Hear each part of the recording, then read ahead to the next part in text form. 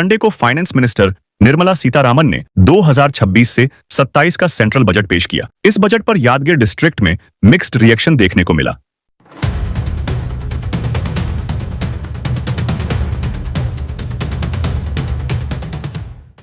Agriculture और irrigation वाला area होने के बावजूद यादगीर की कई एक्सपेक्टेशंस पूरी नहीं हुई।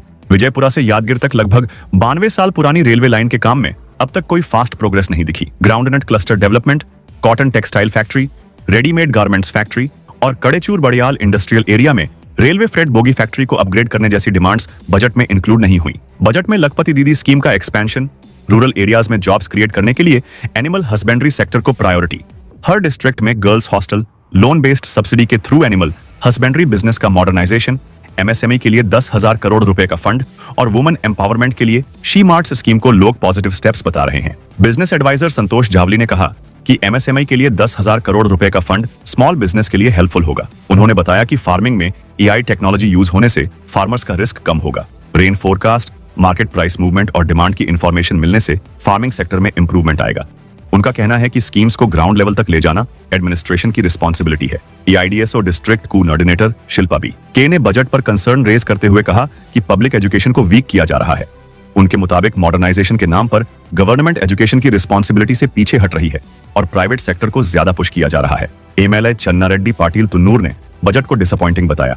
उन्होंने कहा कि यादगीर और पूरे कल्याण कर्नाटक के लिए कोई नई अनाउंसमेंट नहीं हुई।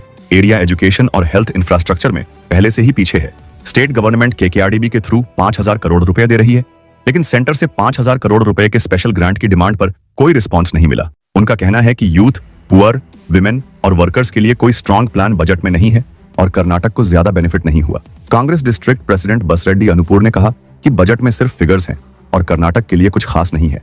बीजेपी डिस्ट्रिक्ट प्रेसिडेंट बसवराज विभूति हल्ली ने कहा कि इंडस्ट्री, इरिगेशन और एग्रीकल्चर को प्रायोरिटी नहीं दी गई और फार्मर्स को इग्नोर किया गया। कांग्रेस स्पोक्सपर्सन सैमसन मलकैरी ने बजट को डेवलपमेंट ओरिएंटेड और लॉन्ग टर्म विजन वाला बताया। उन्होंने कहा कि बेंगलुरु को हाई स्पीड रेलवे कॉरिडोर मिला है और 17 कैंसर मेडिसिन के प्राइसेस कम हुए हैं, जो पब्लिक के लिए रिलीफ है। बीजेपी डिस्ट्रिक्ट स्पोक्सपर्सन हनुमंत इटगी ने कहा कि बजट पुअर फ्रेंडली नहीं है और सपोर्ट स्कीम्स की कमी है। बीजेपी लीडर महेश रेड्डी मुदनाल ने कहा कि हर साल बजट साइज बढ़ रहा है, जो कंट्री की ओवरऑल इकोनॉमिक और सोशल ग्रोथ शो करता है। फॉर्मर बीजेपी डिस्ट्रिक्ट प्रेसिडेंट शरण भूपाल रेड्डी ने कहा कि education, health, sports, business, farming और स्मॉल इंडस्ट्रीज सबको कवर करने वाला बैलेंस्ड बजट पेश किया गया है।